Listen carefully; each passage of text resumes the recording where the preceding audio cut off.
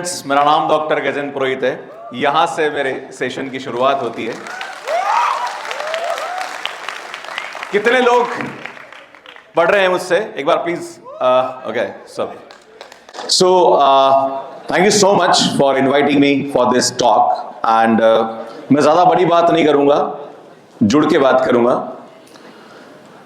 जब आप 11th-12th के बाद कॉलेज में आते हैं, थोड़ी सी प्रॉब्लम आना स्टार्ट हो जाती है और वो होती है क्लियरिटी कि लाइफ में एग्जैक्टली करना क्या है। जब आप स्कूल में पढ़ रहे होते तब पेरेंट्स आपको सब कुछ बताते रहते हैं कि एग्जैक्टली आपको करना क्या है। जब मैं स्टूडेंट से मिलता हूं, स्कूल के बच्चों से मिलता हूं, क्या बनना चाहते हो, तो बच्चों में कॉन्फिडेंस नजर आता है कि मैं ये करना चाहता हूं, मैं आईआईटी जाना चाहता हूं, या मैं मेडिकल करना चाहता हूं, या मैं कॉमर्स करना चाहता हूं, या आर्ट्स फील्ड में अपना करियर बनाना चाहता हूं। पर जैसे ही यूनिवर्सिटी में आता है, वापस मैं पूछता हूं कि बेटा आप क्या करना है? सर पता नहीं है, समझ में नहीं आ रहा करना क्या है। तो आज मैं इसी के बारे में बात करूंगा। लाइफ में आप कितने भी इंटेलिजेंट हो, आप बहुत अच्छा नॉलेज रखते हो, पर जब तक आप में क्लियरिटी नहीं है कि एग्जैक्टली लाइफ में आपको करना क्या है, तो मुझे लगता है कि वो नॉलेज, वो एबिलिटी आपके किसी काम की नहीं है। कुरुक्षेत्र के अंदर जब अर्जुन को क्लियरिटी नहीं थी कि ये युद्ध में किस लिए लड़ू, धनुर्धर छोड़, मतलब एक इतना बड़ा धनुर्धर जिसने अपनी धनुष नीचे रख दिया कि अरे मेरे परिवार के लोग हैं, मैं इनको मार के क्या ही हासिल कर लूंगा। तब कृष्ण ने उनको पूरा एक ज्ञान दिया जिसको हम भागवत गीता के नाम से जानते हैं, और वही क्लियरिटी दी कि ये युद्ध तुम्हारे लिए क्यों जरूरी है। इसी प्रकार से जब आप जीवन में यहां पे पहुंचे हो और ये सबसे बड़ा दौर है और सबसे इंपॉर्टेंट आपकी लाइफ का पार्ट है, मुझे लगता है कि कॉलेजेस के अंदर स्टूडेंट्स भूल गया है। वो वाली बात है कि नॉलेज सब कुछ नीचे रख दिया, समझ में नहीं आ रहा एग्जैक्टली करना क्या है। तो मुझे लगता है कि हम जैसे शिक्षकों का यहाँ पे बहुत बड़ा रोल अदा होता है कि तुम्हें आने वाले भविष्य में करना क्या है। मैं सभी से कहना चाहता हूं कि आप सबसे पहले अपना गोल डिसाइड करिए, लाइफ में एग्जैक्टली करना क्या चाहते हो, और आप प्रोसेस में इन्वॉल्व होइए, न कि आप फाइनल डेस्टिनेशन पे जाइए। मैं आप सभी से कहना चाहता हूं, चाहे आप इंजीनियरिंग कर रहे हो, मुझे लगता है मैक्सिमम स्टूडेंट्स यहां मुझे सुन रहे हैं जो बीटेक कर रहे हैं, आपके पास 3 से 4 ऑप्शन है जो कि आप कर सकते हैं। सबसे पहला ऑप्शन कि सर मुझे बीटेक के बाद प्लेसमेंट चाहिए।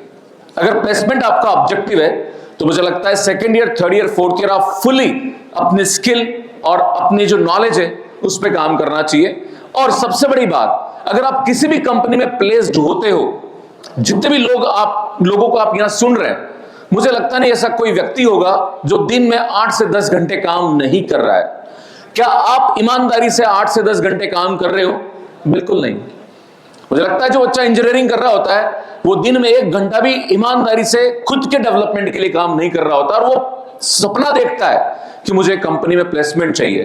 फिर अगर नहीं होता है तो सिस्टम को क्रिटिसाइज करता है, यार हमारी यूनिवर्सिटी में तो कुछ फैसिलिटीज ही नहीं है, प्लेसमेंट हो नहीं रहा। बेटा क्या तू 8 घंटे खुद से मेहनत कर रहा है? मेहनत करने का मतलब सिर्फ पढ़ाई नहीं है। आजकल की जो रिक्वायरमेंट है, मुझे लगता है उस पर काम करने की आवश्यकता है। दूसरी बात कि सर मुझे हायर एजुकेशन में जाना है, तो आपको गेट एग्जाम देना है, गेट एग्जाम देना है। और जो स्टूडेंट बीटेक कर रहे हैं उनके लिए तीसरा एग्जाम बता रहा हूं जो कि आजकल आपको पता नहीं है, that is IIT jam. That is entrance examination for MSc from any IIT for mathematics और मैथमेटिकल कंप्यूटिंग। जो आजकल एआई का दौर चल रहा है, वहां पर आजकल स्टूडेंट्स बीटेक कंप्यूटर साइंस कर रहे हैं, या बीटेक मैकेनिकल सिविल कर रहे हैं, इलेक्ट्रॉनिक्स कर रहे हैं, and now they are doing their MSc mathematical computing from different IITs, जो कि एक बहुत ही ऐसा लाइक फील्ड है जहां पर स्टूडेंट्स को इसके बारे में अवेयरनेस नहीं है। मैं आप सभी को कहना चाहता हूं कि इस एग्जाम को जरूर एक्सप्लोर करिए। अगर आप गेट एग्जाम के बारे में सोच रहे हैं तो गेट एग्जाम के अंदर हर ब्रांच के अंदर लगभग 1.5 से 2 लाख कंपटीशन के लिए स्टूडेंट्स अपीयर होते हैं, और सीट्स होती है 500-600। अगर आप आईआईटी जेम एग्जाम की बात करें तो ये एग्जाम एक बीएससी वाला स्टूडेंट देता है जिसको लैक ऑफ अवेयरनेस है, जिसको आईआईटी के नाम से डर लगता है। पर इंजीनियरिंग वाला स्टूडेंट इसको फेस करके आया हुआ है क्योंकि उसने 11th-12th में जेईई की तैयारी करी है। तो मुझे लगता है आपके लिए ज्यादा इजी है इस एग्जाम को क्रैक करना, और 12,000 बच्चे अपीयर होते हैं पूरे इंडिया में सिर्फ 2000 सीट्स के लिए, मतलब 2000 सीटें 12,000 बच्चे हैं, मतलब 1:6 का कंपटीशन है। और मैं आपको बता दूं, किसी भी कॉम्पिटिटिव एग्जाम की तैयारी करने वाले स्टूडेंट्स होते हैं number of 10 to 20% of total appearing student. अगर मैं बात करूं कि गेट एग्जाम इलेक्ट्रॉनिक्स के अंदर 1.5 लाख बच्चा बैठ रहा है, तो उसकी एक्चुअल तैयारी करने वाला बच्चा 15 से 20 हजार होता है। आपका कंपटीशन 15 से 20 हजार से है, सिर्फ अगर आप तैयारी कर रहे हैं तो आप सभी से कहना चाहता हूं कि हायर एजुकेशन फील्ड में जा रहे हो तो आजकल नए नए बहुत सारे ऐसे कोर्सेज आ रहे हैं जिन्हें आपको एक्सप्लोर करना चाहिए।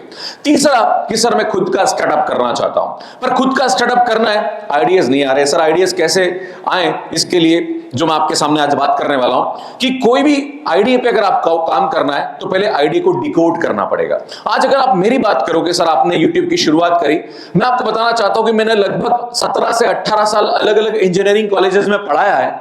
मैंने आइडिया देखा कि लोगों की रिक्वायरमेंट क्या है। ऐसे बहुत सारे बच्चे हैं जो टेक में बहुत अच्छे होते हैं पर कहीं ना कहीं मैथमेटिक्स में बैक आ जाती है, और मैथ्स के अंदर भी स्टूडेंट्स इतना अच्छा परफॉर्म नहीं कर पाता है। मुझे लगता है कि मैथमेटिक्स की रिक्वायरमेंट इतनी है कि उसके सब्जेक्ट में उसको कैसे अप्लाई करना है, तो उसमें मैंने कंटेंट क्रिएट किया और एक कॉलेज में पढ़ाता था, तो वहां पे लगभग 5 से 6 ब्रांचेस थी जिसके लगभग 8 से 10 सेक्शन थे। मुझे हर जगह मैथमेटिक्स एक ही पढ़ानी होती थी क्योंकि M1 M2 M3 का सिलेबस सब जगह सेम था। तो मुझे लगा कि यार कहीं ना कहीं इसको मुझे रिकॉर्ड करके डाल देना चाहिए। तो वहां से मैंने प्रॉब्लम को डिकोड किया कि यार ये एक प्रॉब्लम है जिसमें मुझे काम करना चाहिए। अगर आप भी स्टार्टअप करना चाहते हो तो यार पहले प्रॉब्लम को डिकोड करना स्टार्ट करिए। अब प्रॉब्लम क्या होती है कि आप स्टार्टअप तो करना चाहते हो पर एक एसी रूम में बैठ के प्लान सोच रहे हो, भैया आपको मार्केट में जाना पड़ेगा। अल्टीमेटली अगर आप बिजनेस करना चाहते हो तो आपको मिडिल क्लास और लोअर मिडिल क्लास बिजनेस देगा, कभी अपर क्लास बिजनेस नहीं देने वाला है। तो लोअर और लोअर मिडिल क्लास की प्रॉब्लम को आइडेंटिफाई करिए कि इनको कहां पे क्या रिक्वायरमेंट की जरूरत है। आज जितने भी बड़े बड़े स्टार्टअप है, चाहे आप स्विगी देख लीजिए, जोमेटो देख लीजिए, ब्लिंकिट देख लीजिए, या और भी अलग अलग ओला उबेर, बहुत सारी सी नई नई जो चीजें आ रही है, उन लोगों ने छोटी छोटी प्रॉब्लम पे अपना बिजनेस खड़ा किया। तो आपको प्रॉब्लम को डिकोड करना पड़ेगा, आपको पहचानना पड़ेगा कि एग्जैक्टली कहां पे आप गैप को फुलफिल कर सकते हैं। जस्ट लाइक मैंने भी अपने कंटेंट पे मैंने सोचा कि मुझे इस कंटेंट को कहीं ना कहीं रिकॉर्ड करके अपलोड कर देना चाहिए, और मैंने उस पर सीखा। बिकॉज मैं मैथ्स का स्टूडेंट हूं, मैं इंजीनियरिंग स्टूडेंट नहीं हूं, मैंने अपना MSc मैथ्स और PhD किया, राइट। तो मैंने सीखा है, चीजों को इंप्लीमेंट करना स्टार्ट किया है। मुझे लगता है आप लोग भी मुझसे ज्यादा इन सब चीजों का नॉलेज रखते हो, और आप जिस दौर में अभी चल रहे हो, मुझे लगता है वो इतना अच्छा दौर है जहां पर हर चीज आपके पास अवेलेबल है। हम जब स्टूडेंट लाइफ में थे तो हमें कोई नॉलेज देने वाला और हमें गाइडेंस देने वाला नहीं था। जब मैंने नेट एग्जाम की तैयारी शुरू करी तब मैंने MSc मैथमेटिक्स करी, उसके बाद मुझे किसी ने बताया कि ये भी कोई एग्जाम होता है। हमारे पास अवेयरनेस नहीं थी। मुझे लगता है आज के पास सब कुछ अवेयरनेस है, बस आपको कमी क्या है, सिर्फ मेहनत की है। प्रॉब्लम क्या हो रही है, हमारे पास डिस्ट्रैक्शंस बहुत सारे हैं आजकल, इंस्टाग्राम, फेसबुक, दुनिया भर की आपकी जो उम्र है, उस उम्र में और भी बहुत सारी प्रॉब्लम्स आपके लाइफ में होती है। मैं बोलना नहीं चाहूंगा क्योंकि फैकल्टी मेरे सामने बैठी हुई है। तो मैं आप सभी से कहना चाहता हूं कि जो भी प्रॉब्लम आप अभी मन में आपके विचार में जो आ रही है उनसे थोड़ा दूर रहिए और मेहनत करिए, क्योंकि ये जो 4 साल आपके बीटेक हैं इसमें अगर आपने अच्छे से मेहनत करी तो आप लाइफ में बहुत अच्छा कर सकते हो। और आप मुझसे पढ़ते हो, आप मेरे स्टूडेंट हो, आपको मेरी बात को सुनना चाहिए। अगर जितने भी टीचर्स हैं, मैं अलग अलग कॉलेजेस में एज ए स्पीकर जाता हूं, मैं स्टूडेंट टीचर से बात करता हूं, टीचर मुझे ये बोलता है, सर हम ईमानदारी से मेहनत करते हैं पर बच्चा क्लासेस प्रॉपर तरीके से लेता नहीं, बच्चा हमारी बात को सुनता नहीं है। मुझे लगता है कि आपको सुनना शुरू करना चाहिए। पेरेंट्स और गुरु एक ऐसे इंसान होते हैं जो आपके लिए बेटर चाहते हैं, आपके भविष्य में अच्छा अगर होगा तो सबसे ज्यादा खुशी उन्हीं को होती है। उनकी बातों को कभी नजरअंदाज नहीं करना चाहिए। तो जो भी आप यहां पे आइडिया डिकोड कर रहे हैं उसको डिजाइन करना स्टार्ट करिए। आपको लगता है कि यार मैं इस फील्ड में स्टार्टअप करना चाहता हूं, मुझे लगता है कि उस पर काम करना शुरू करिए। हो सकता है आपकी फाइनेंशियल कंडीशन इतनी अच्छी नहीं तो उस फील्ड में एक बार कहीं ना कहीं जॉब लीजिए, इंटर्नशिप करिए, सीखिए चीजों को। पर मैं जितने भी स्टूडेंट यहां मुझे सुन रहे हैं, यार अगर लाइफ में कुछ बड़ा करना है ना तो अपना खुद का कुछ करना। किसी की नौकरी कर लेना पर दिमाग में ये रखना कि यार मुझे खुद का कुछ करना है। मैं सीरियसली बोल रहा हूं कि मैंने लगभग 18 से 20 साल अलग अलग कॉलेजेस में पढ़ाया, पर आज मुझे रिग्रेट होता है कि हो सकता है मैं कहीं खुद का कुछ कर रहा होता तो इससे बड़ा मैं कुछ कर गया होता या कुछ और अच्छा कर रहा होता। क्योंकि हम दूसरों के लिए काम करते हैं तो हम खुद के लिए काम करना भूल जाते हैं। और मैं स्टूडेंट से जब बात करता हूं इंजीनियरिंग वालों का, तो यार सर मेरा पैकेज लग जाए, सर मुझे 10 लाख मिल जाए, 12 लाख मिल जाए, 20 लाख मिल जाए। अरे जितनी तुम्हारी 4 साल की जो एक्सपेंसेस है ना उतना तुम्हें पैकेज नहीं मिल रहा है। तो मुझे लगता है ये सोचने का विषय है और आपको इस पे काम करने की जरूरत है। मैं आप सभी को बताना चाहता हूं, जितने भी धर्म गुरु और महात्माओं को आप सुनते हैं बड़ा प्यारा लगता है, बहुत अच्छा ज्ञान दे रहे, पर मैं आपको बताना चाहता हूं कि जो एंटरप्रेन्योर है, जो बिजनेस दे रहा है, जो लोगों को एम्प्लॉयमेंट दे रहा है, उससे बड़ा धर्म गुरु और उससे बड़ा काम करने वाला नेक इंसान नहीं हो सकता है, क्योंकि कितने लोगों का घर चला रहा है वो। हम उसको नजरअंदाज कर जाते हैं, यार ये क्या है, तो बिजनेस कर रहे हैं, कमा रहे हैं। अरे कमा रहे तो तुम्हारे लिए भी कुछ कर रहे हैं भाई। अगर वो बिजनेस करना बंद करे तो मुझे लगता है लाखों लोगों का घर बंद हो सकता है। आज मुझे लगता है ओला उबर अगर आप एक दिन के लिए शटडाउन हो जाए तो कितना बड़ा प्रॉब्लम खड़ा हो सकता है। आप सभी से कहना चाहता हूं कि अगर जिंदगी में कुछ अच्छा करना चाहते हो यार, एंटरप्रेन्योर बन जाओ, कुछ लोगों के लिए कर दो यार। आपकी वजह से अगर 100 जनों का घर भी चल जाए या 50 का भी चल जाए, मान लेना कि आपका जीवन जीना सार्थक हो गया। इसलिए कहना चाहता हूं कि अगर भगवान ने जीवन में आपको यहां भेजा है तो एक अच्छे किसी न किसी नेक कार्य के लिए भेजा है, तो वो नेक कार्य को पहचानिए और उस पर काम करना शुरू करिए। दूसरी बात आप सभी से कहना चाहता हूं कि पॉसिबिलिटीज की अपार संभावना है। आज जो चीज हमारे सामने एआई है, हमने आज से 5 साल पहले 3 साल पहले सोचा नहीं था कि ऐसी भी कोई टेक्नोलॉजी आएगी। जब मैं एमएससी कर रहा था तब हमारे कीपैड फोन चलते थे, तब हमने सोचा नहीं था कि कोई ऐसा टच फोन भी आ जाएगा या व्हाट्सएप इंस्टाग्राम इस टाइप की कोई चीजें आएगी। आज पता नहीं टेक्नोलॉजी दिन ब दिन चेंज होती जा रही है। तो मैं कहना चाह रहा हूं कि आने वाले समय में और भी बहुत अच्छे चेंजेस होंगे, बस आपको काम करने की जरूरत है। मैं सीधी बात, सिंपल सी बात कहना चाहता हूं, कंसिस्टेंसी, डिसिप्लिन और लगातार मेहनत अगर आप कर रहे हो, मुझे लगता है आपको जीवन में कोई नहीं हरा सकता है, सिर्फ आपके अलावा। और माता पिता को कोसना बंद कर दीजिए, गुरु को कोसना बंद कर दीजिए और कॉलेज को कोसना बंद कर दीजिए। आप लोगों की हालत ये होती है, मैं बच्चों से बात करता हूं, सर मेरे कॉलेज में ये फैसिलिटीज नहीं है, सर मेरे कॉलेज में ये नहीं है।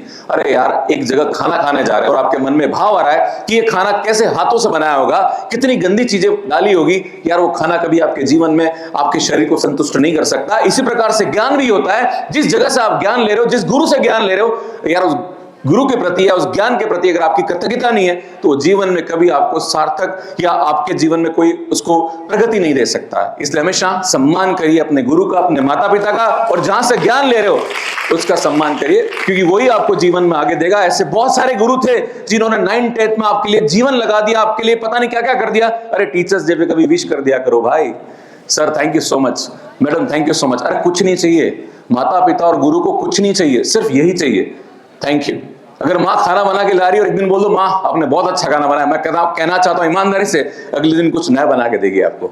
ऐसे ही गुरु है। इसलिए आप सभी से कहना चाहता हूं कि हमेशा कृतज्ञता रखिए। मैं कहना चाह रहा हूं आपके द्वारा नेक विचार, नेक सोच और दूसरों के प्रति करने की विचारधारा, ये कह रहा हूं अगर जिस दिन ये विचारधारा आप में आ गई, भगवान आपको कुछ न कुछ दे देगा, ये गारंटी देता हूं।